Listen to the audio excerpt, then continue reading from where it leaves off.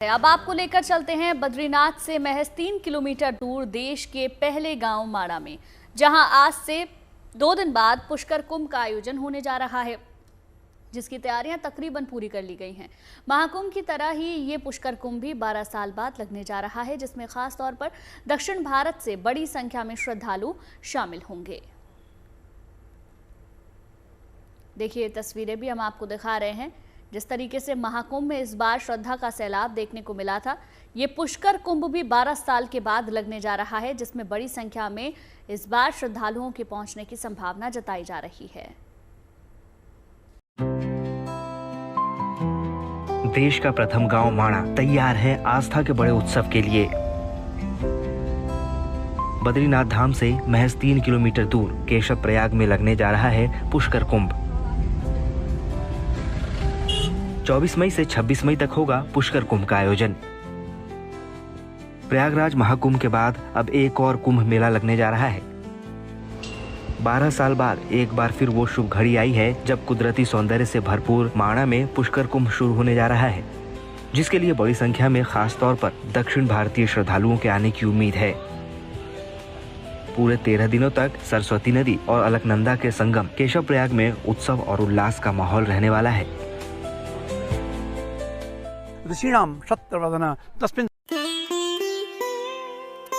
मान्यता है कि वेद व्यास जी ने महाभारत की रचना यहीं की थी और सरस्वती नदी को स्थापित किया था। माना जाता है कि सरस्वती नदी का शोर बहुत था और वेद व्यास जी को महाभारत की रचना करने में परेशानी हो रही थी। इस वजह से उन्होंने सरस्वती नदी को केशव प्रयाग में विलुप्त कर दिया था।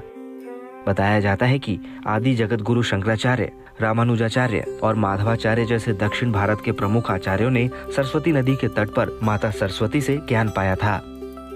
यही परंपरा आज तक निभाई जा रही है।